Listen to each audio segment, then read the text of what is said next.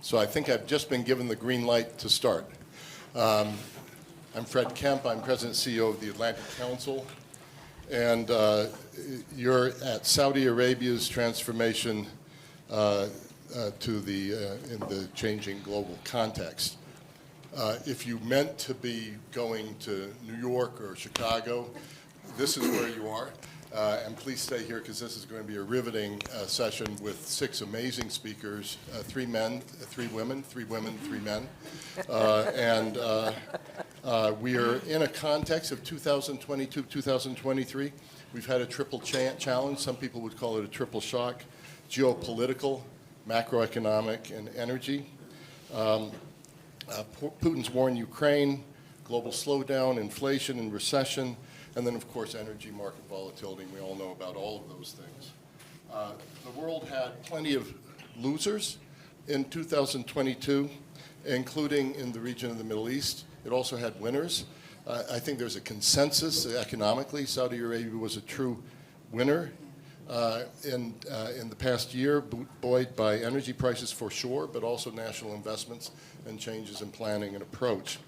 We've got limited time, and we've got 6 incredible speakers. We have all agreed that we're going to try to get through 2 rounds of questions. The first will be more focused on Saudi Arabia.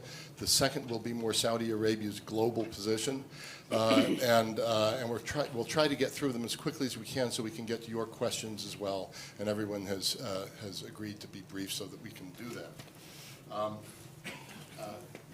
The speakers, and I'm going to introduce them very quickly in the order that they will be speaking and answering questions. Kristalina Georgieva, Managing Director of the IMF. Jane Fraser, Chief Executive Officer of Citigroup. Oh, sorry, let me go in the order we'll be going. So it's Kristalina Georgieva first, and then His Excellency Mohammed Al-Jadaan, Minister of Finance, Saudi Arabia. Then Her Royal Highness Ambassador Reema bint Bandar Al-Saud, Ambassador of Saudi Arabia to the United States, a local with me in Washington, D.C. Fourth will be His Excellency Abdullah AlSwaha, Minister of Communications Information Technology in Saudi Arabia. Fifth then will be Jane Fraser, the Chief Executive Officer of Citigroup. And then finally, His Excellency Bandar Alkhorayef, the Minister of Industry and Mineral Resources in Saudi Arabia. So let's get right to it. Kristalina Georgieva, Managing Director of the IMF. In October 2020, she won the Atlantic Council's, this is my only commercial moment, the Atlantic Council's highest honor, our Distinguished Leadership Award for her contributions to a better world.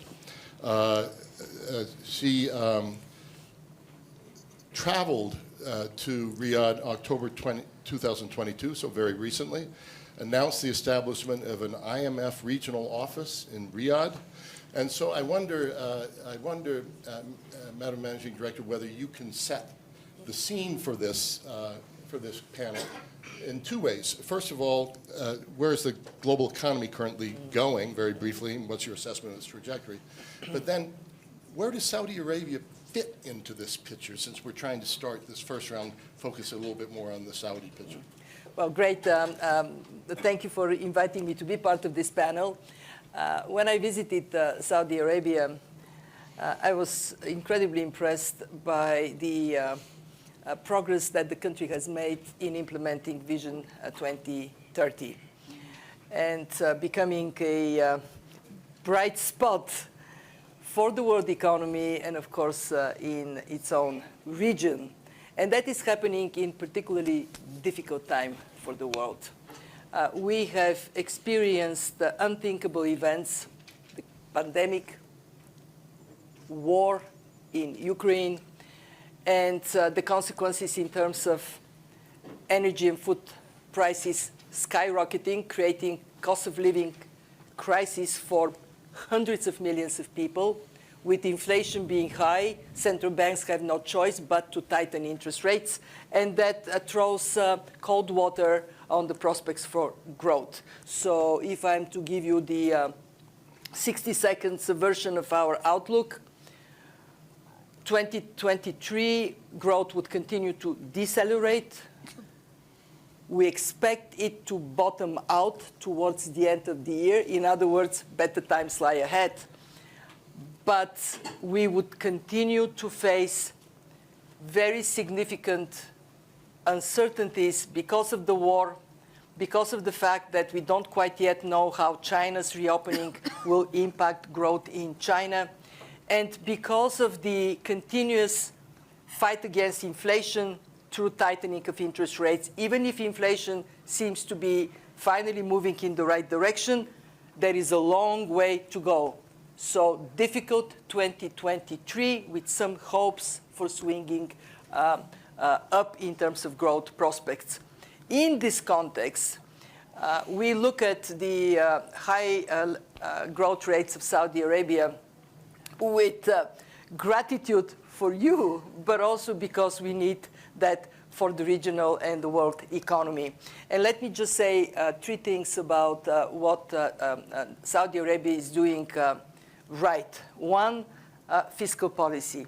I don't know many countries where during these difficult times there would be the courage to increase VIT from 6 to 15%. The Saudis did it. And they are using the increase of revenues very effectively to create investment environment for future growth, for diversifying the economy. Secondly, I am so proud that we have a panel hosted by the Saudi leadership that is 50-50. And that is a reflection of what is happening in the country. I met with a group of Saudi women. The incredible excitement there was among them about their opportunity to contribute is fantastic. The Saudis had a 30% target by 2030 of women participating in the labor force. How many know where they are today? Volunteers? 37%. Exceeding the target. So that is a very important thing. But the third I want to say that would take us later on to global role. Saudi Arabia takes its good fortunes to heart to play an important role in energy security, in food security, and in addressing the incredible challenge of debt. And I want to praise Minister Al-Jadaan for taking the initiative to create the common framework for that resolution and to invite him to continue to be a leading force as we aim to create a global roundtable on debt so a major problem for low-income countries can be addressed. I think that's a great way to kick us off. And the finance minister, as Kristalina knows, is at the IMF and World Bank meetings is one of the rock stars who comes into town. And I hope that's an accepted thing to call someone in Saudi Arabia, but you really are highly respected. You really are so highly respected by all of your peers. I wonder if you can pick up where Kristalina left off, Mr. Minister. How do current global economic conditions affect the kingdom and its transformation, and maybe reflect as well your performance at the G20 and what that said about how Saudi Arabia steps into the global situation? Thank you very much, and thank you everyone for making it. I'll try to be brief. I think there is only 36 minutes, so I need about 40. But few things really to say, really. I mean, Vision 2030 was a breakthrough in the way Saudi think about the economy, the social fabric, the fiscal even discipline. And it is a very wide-reaching, so it includes, economic diversification, fiscal, reforms, and social reforms. And Kristalina touched on some of these. But what is really important about Vision 2030 when it comes to the global, discussion is the long-term plans and the commitment actually to execute on that long-term plans and the long-term investments that are happening in Saudi. What really matters, and that what made a difference in the way we even handled the international and global shocks that we have seen over the last 3 years. COVID-19 hit the world, including Saudi, Saudi was largely prepared. We invested heavily in technology before that. So when COVID hit, we were able to very quickly, seamlessly really move from actual to virtual in a lot of sectors, in government services, health services, education, etc. And there is something really to think about and learn from in terms of what needs to be done globally and how to be proactive and responsive. The second point is we saw inflation coming earlier than what a lot of people anticipated. And because of all the stimulus packages that the world have put into the world economy, by I think July 21, we saw the signs. And we said we need to do things that will protect the Saudi economy from inflation. And we have done that successfully. So we froze energy prices in the local economy. And what happened is inflation in the world was above 8% in 2022. In Saudi, we did not reach 3%. The latest numbers is 3.3.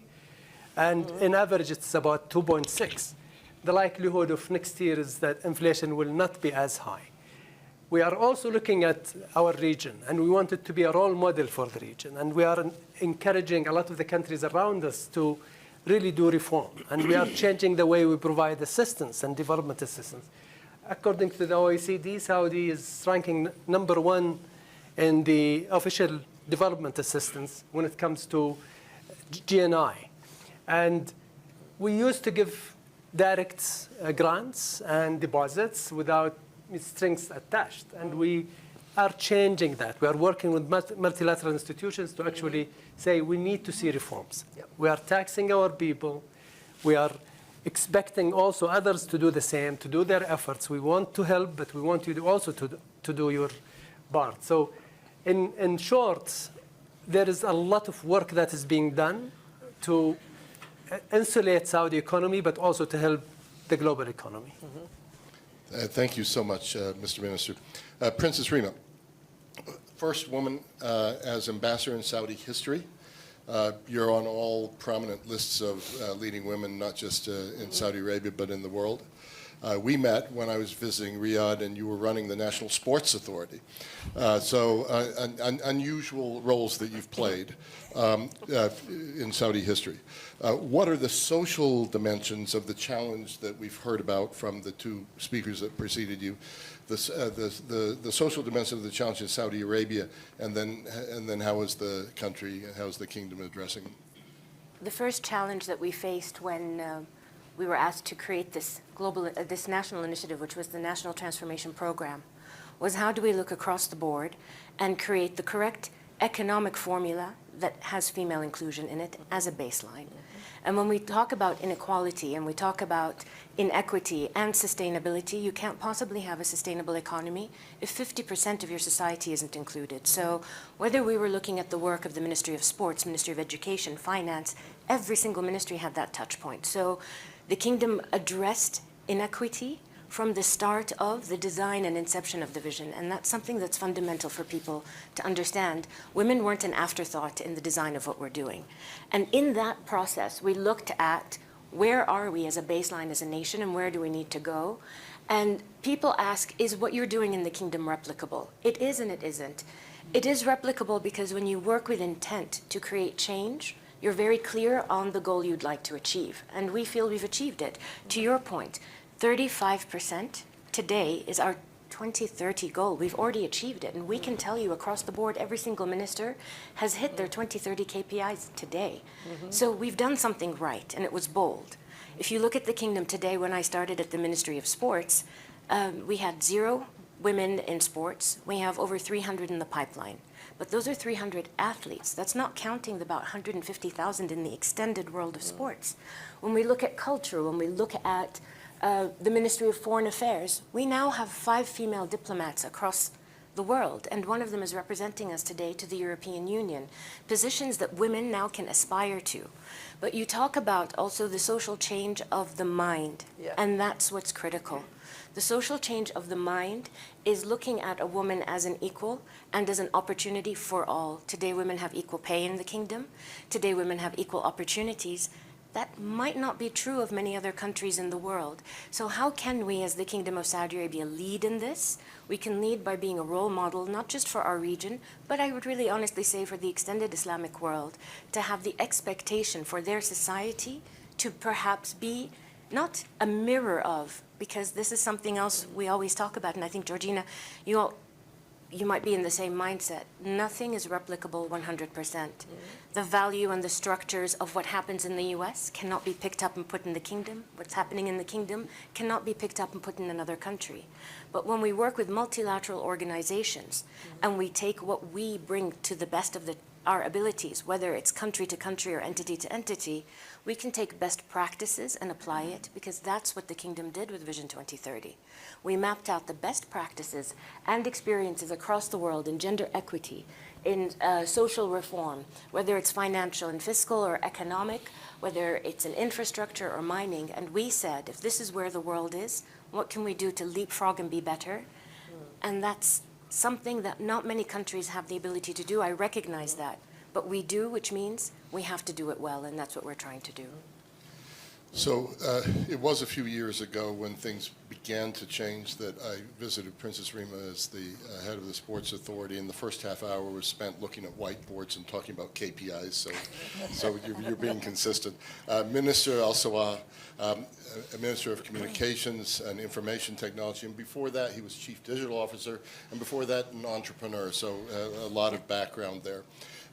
Let's talk about the digital economy. We've talked about the other economy. We all know what huge promise there is in digital economy globally, but we also know the dangers of inequities and digital divides. So how do you see those in the Saudi context, and how are you dealing with them? First of all, it's always a pleasure to connect with lifelong partners and friends. And this is a testimony, what we're seeing right now in the room, that once we partner for a lifetime.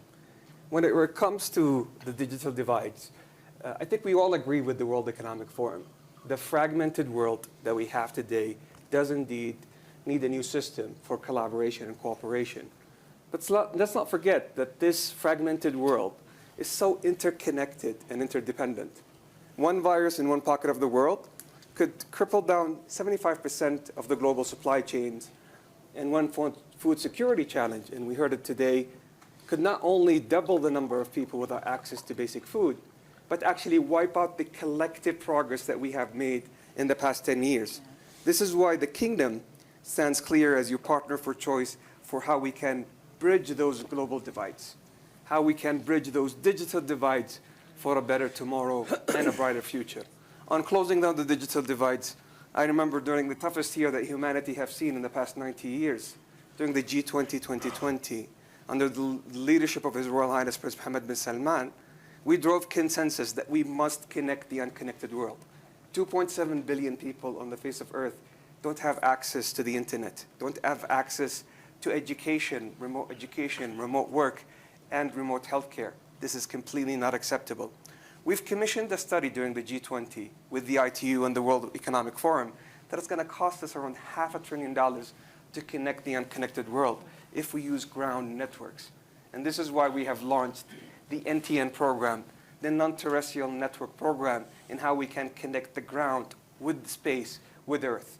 And we have done the first trial last year in which you have a 5G tower connected to a plane flying at 20 kilometers above the Earth, connected to a low Earth orbiting satellite.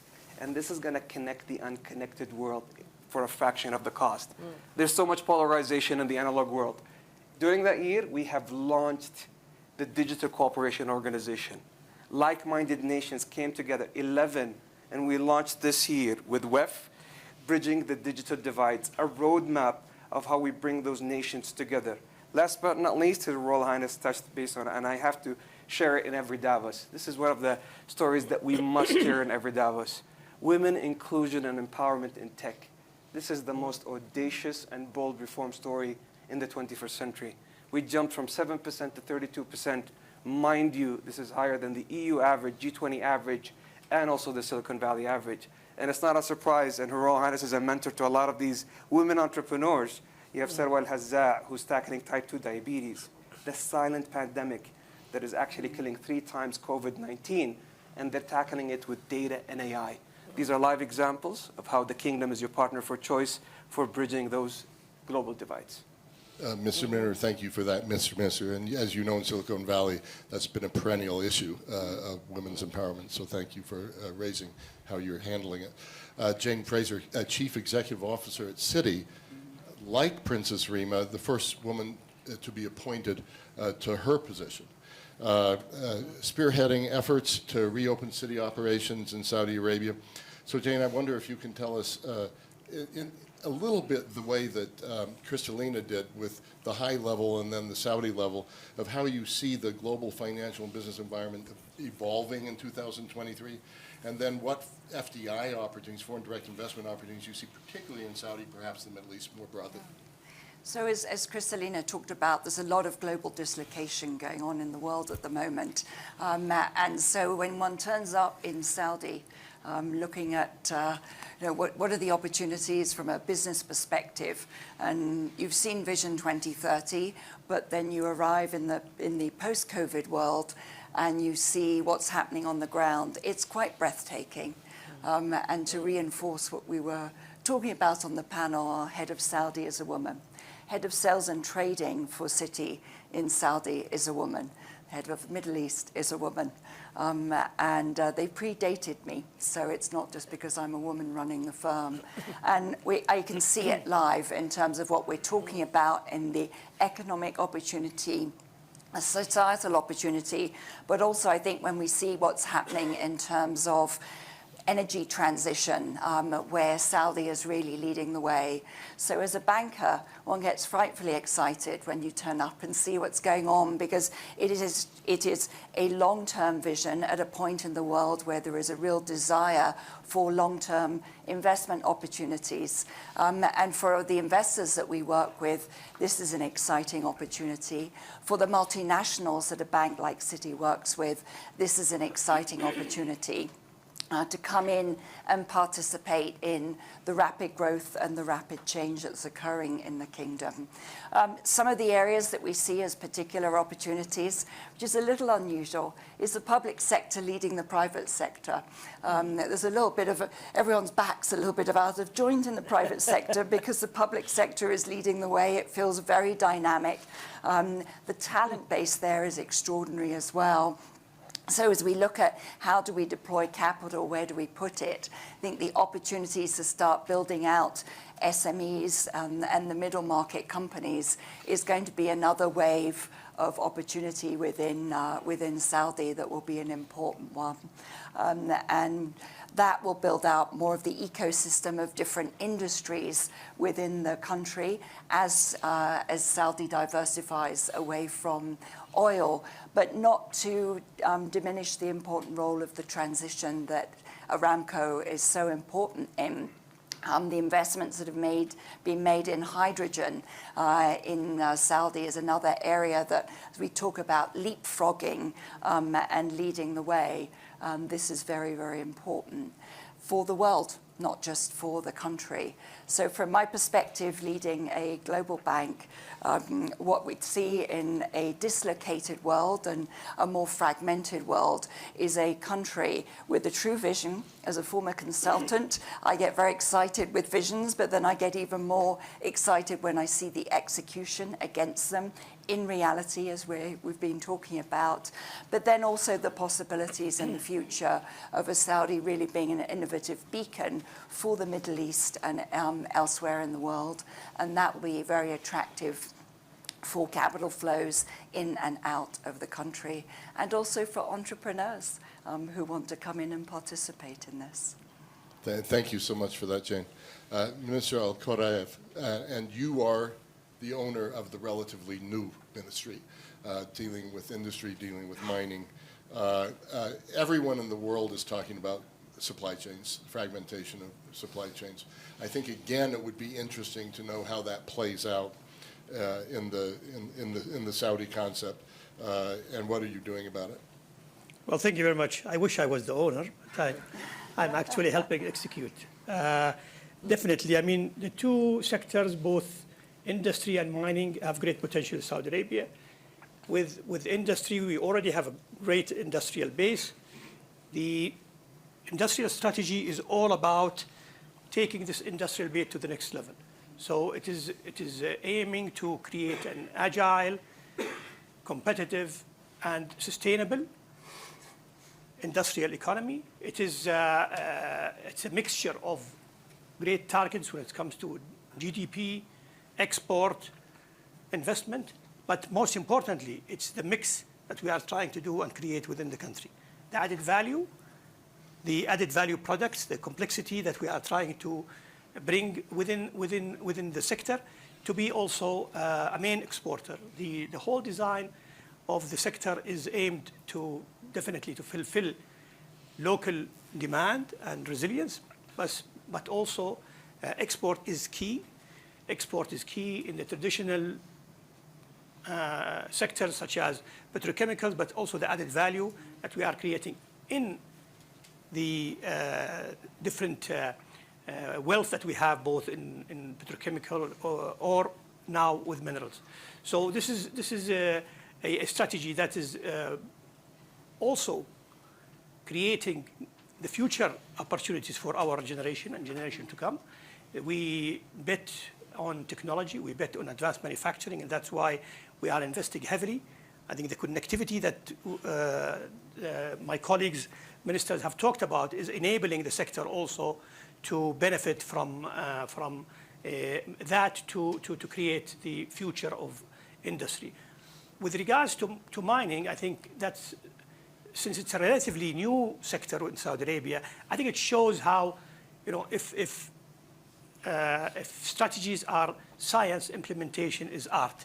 And we have been able to show the art of implementation in a sector which is normally, it's a very heavy sector to move, but we have been able to show that Saudi Arabia, in a very small period of time, has been able to be a vocal point in the global mining community.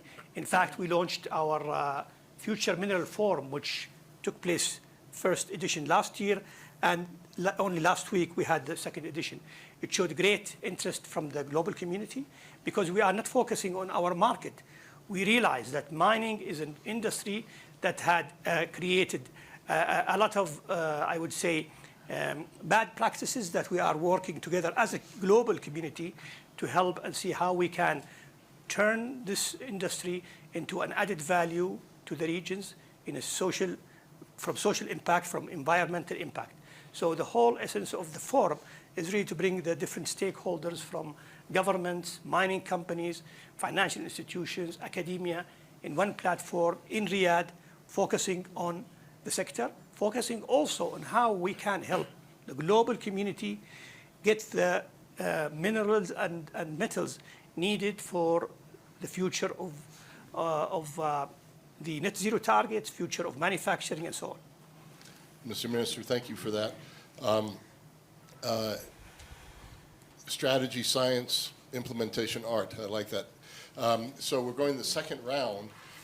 That was tight. The speakers were all very brief and a lot of information packed into there. But believe it or not, for this second round, you're going to have to be even briefer if we're going to get it done, because we're at half past and we only have 15 minutes. And so probably, but let's get right into it, because I think this is a very useful conversation. So, Madam Director Georgieva, I wonder if you could talked about the issues facing the global economy. Now I wonder if you could talk about the highest global collaboration priorities, if you could get one or two. And then where would Saudi Arabia particularly have leadership there, whether it's energy security, food security, debt? Well, we have lived through great 3 decades when, after the collapse of the former Soviet bloc, we saw an integration of the global economy that gave an impetus to lifting up standards of living practically everywhere. Within these 3 decades, we quadrupled the world economy. Sorry, we tripled the world economy. We quadrupled emerging market developing economies, doubled advanced economies. But now the peace dividend is gone because of Russia's invasion. And we recognize we live in a more shock-prone world. What is the impact? Number one, we see a reversal of the best achievement we have had, which is bringing poverty numbers down, bringing the number of people going to bed hungry down. These numbers are going up. And unless we recognize that this is not only morally wrong, but it would undermine security for all of us and take action, I think we would be living in a worse world than we have enjoyed in these last decades. What does it mean and where Saudi Arabia fits? Number one, we need to increase the well-being of people by just growing the world economy. And we know that we grow it faster when it is an integrated economy, when we trade with each other. We do have to recognize the necessity to improve the resilience of supply chains, and that security of supply matters, but not drive it to a point that makes us poorer. We have run a study. It says if we are careful how we adapt to this security of supplies, it would cost us only 0.2% of global GDP. If we are not careful, if we slip into protectionism on a massive scale, it would cost us 7% of global GDP, $7 trillion, not affordable. And I count on Saudi Arabia to continue to be a force of global integration. Secondly, I count on Saudi Arabia to lead in the adaptation to a changing climate, not only in the transition to clean energy, but in how we are going to feed the world's people when water is running short. How can we make agriculture more sustainable so we can succeed? And I know you're doing a lot of research on that. And finally, I want to stress the importance of generosity. Those who have more have a responsibility to help those who don't, and do it in a prudent way. I welcome your focus on reforms, because giving money to countries that just squander them in bad programs makes no sense. But working together to lift up the performance of economies and then be generous to those who need this generosity. Please continue to lead in that way. Thank you so much for that sharp comment. We continue the second round, the lightning round, Minister Al-Jadaan. We haven't talked about China, and that is another thing that's just happened in the news, the visit of President Xi Jinping in December, and coming with him $50 billion of investments. What role, this is a big shift in the geopolitical scene, what role does this relationship now play for Saudi Arabia? Thank you very much, and I think this is actually an important question, but also I would take a wider approach. I think China is very important for Saudi. It is the largest trade partner of Saudi Arabia. But also, the US is a very important and strategic partner. We are looking to enhance our relationship with Europe. We are actually advancing our relationship with Latin America, with Asia. So our aim is really to bridge the divide. Our aim is to be a force of communication, and we are encouraging communication, whether it is China, the US, or others. I can tell you in some of the initiatives that we have done through the G20, a lot of communication I have had with my colleagues in the US and China to try and bridge certain of the differences of opinions to reach for the good of the world. A common framework is one. Food security, we've been working with Indonesia to try and find solutions to the global food security. Energy security, we are playing a very important part, whether it is in conventional energy or in renewable energy, including hydrogen and others. So we are really trying, and you are asking and Saudi Arabia to play their part. We are playing our part, and you can count on Saudi Arabia to continue playing that part. Thank you so much. Princess Reema, I'll go from China to the United States. I live in Washington. I see that it's not always easy to be the Saudi ambassador to the United States. This has been a particularly challenging year where the Biden administration was none too happy with the oil production cuts when they came. Maybe in a general sense, a broader sense, how do you see the relationship evolving, and where are we now? Look, it goes without saying that whether it's the Saudi-U.S. relationship or Saudi relationship with any country, there's highs and lows. But the important thing is to recognize that we are strategic partners and we've been friends for over 80 years. And we've stood by each other where it counts and where it matters. And some of those moments are public and some of those moments are private. But this relationship that's 80 years old will maintain another 80 and 80 and 80 after that, because it's not just good for the United States of America, but it's also good for the Kingdom of Saudi Arabia. And that partnership creates a more stable world. We've seen it in times of conflict. We've seen it in times of pandemic. We've seen it where we mobilized the G20 on the COVID relief. We've seen it in debt relief across the board, everywhere that we engage. Counterterrorism. Anybody that thinks that the world of terror has ended is greatly mistaken. And the collaboration that the United States and the Kingdom of Saudi Arabia have is why you don't see headlines. It's why you see peace and prosperity across the world, and it's why it's beyond critically necessary. So yes, there was a moment of conflict and disagreement, but that doesn't take away from the fact that we are both strategic allies and we are friends, and this relationship is critical to the world. We talk about the World Economic Forum.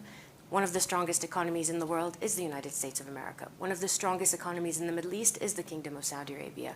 And so it is to the global benefit that the two of us maintain the strength of this relationship, but we do it because we actually like each other, not just for, for that reason. And while it may be tough sometimes to be the Saudi ambassador in Washington, it's a job that I carry with profound pride, not just because I'm the first woman to do this, but the legacy of this relationship. It's personal, it always has been.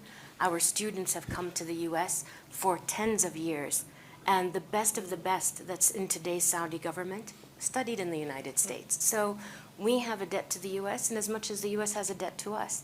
And that debt is the one that we don't hold each other accountable for, because it's for the greater good. So I could do an hour-and-a-half panel on this subject, but I am not allowed to. So I'm going to move on, just to ensure that we stay on time. So, Minister AlSwaha, what can be done collectively? So we talked about the Saudi digital divide issues. What can be done collectively and globally to ensure inclusion in the digital future? And can Saudi Arabia scale what it's doing? Can it contribute to the digital picture globally? I love what you said earlier, that the kingdom should be a global force for integration, and I couldn't agree more. And when it comes to scaling digital solutions for the wider region, I mean, the report that was released by the Digital Cooperation Organization chaired by the kingdom recently laid out the roadmap with what we call the 3 Cs: common frameworks, collective action, and collaborative tools. And let me share with you a personal story. You touched base on the entrepreneurship story. So about 12 years ago, I was lucky and fortunate. I was a recipient of Prince Mohammed bin Salman MISC Foundation support for entrepreneurs. And as a result of that, I was part of a group of entrepreneurs that we launched the first health tech and telemedicine solution for the world that today is powering more than 50 million virtual consultations within the region, saving thousands of lives. And what I love is that our Minister of Health and the healthcare champions that we have taken it to the next level. They have launched the Saudi Virtual Hospital. And taking it to a next level, I'll give you one example of how much impact they are doing for the region. One of the critical things within the healthcare professional is called door to needle. For stroke patients, you need to operate and prepare the room between 25 minutes to 60 minutes to be able to prevent partial and full paralysis. And they were able to deliver that capability for the region. Once again, these are live examples of how the kingdom is a force for global integration. Door to needle. Thank you so much. Really interesting. Jane Fraser, again, we're going from the Saudi-specific to the more global. How do you see and we talked about the risks of recession, risks of global instability. What are the highest priority pathways globally to addressing that this year? Yeah, I think very much around our view of what's going to be happening in the world is different countries are in very different positions at the moment. And so we're expecting to see a rolling series of country recessions around the world. At the moment, we've seen the tail risks coming in a little bit more. It's been, although yesterday was not a case in point, a warmer winter in Europe. We've obviously seen some very good news from an economic opening and a slightly more bent to market-friendly measures in China as they open up, albeit with a short-term cost on the human health component, but China also opening up is important for the world. And in the States, a very strong labor market and what's likely to be a recession there, but something that is pretty manageable. So it's quite a choppy time in the world, high level of interest rates with central bank tightening likely to continue. So when you look at where Saudi can play a role, is not just as we've talked about, which is a sort of role model that makes everyone in the Middle East up their game, and not only from the societal and other changes, but its ability to focus on some of the longer term impacts in the world. So what is happening in Africa? An area I know I've spent a lot of time talking with our friends and colleagues in Saudi about the food security issues that Kristalina was talking about. How do we build out transmission networks in Africa? What are other areas that Saudi can play an important role? Similarly, conversations in India, one hears a lot of discussion about Saudi Arabia as well, China, all around the world. And as we've all talked about, an important friend of the United States and a partner.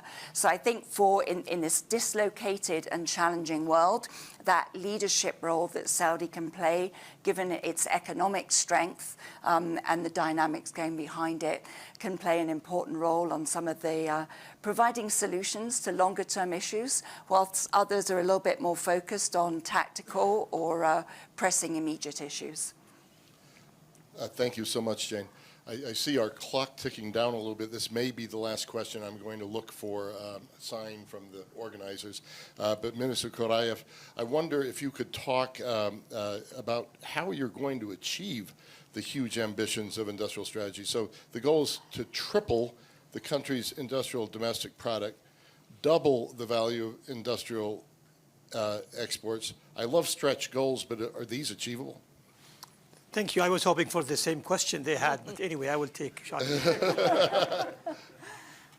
Definitely, as I said earlier, I mean, today, the opportunities that we see in both industry and mining are just enormous, and the ambitions of the country is beyond local market. If we look at our petrochemical industry, we today represent almost 6% plus of the global market in petrochemical, where 85% of our petrochemicals is exported. If we just do the math and see how much we can convert from that amount to be added value within the country, we will see how significant we can create in terms of growth, just with the downstream chemicals. Now, if we look at the other 12 sectors that we have chosen, they were chosen carefully because we either have a competitive advantage that allows us to grow very fast, or they create an important part of our resilience, such as food security or pharmaceuticals or so on. So,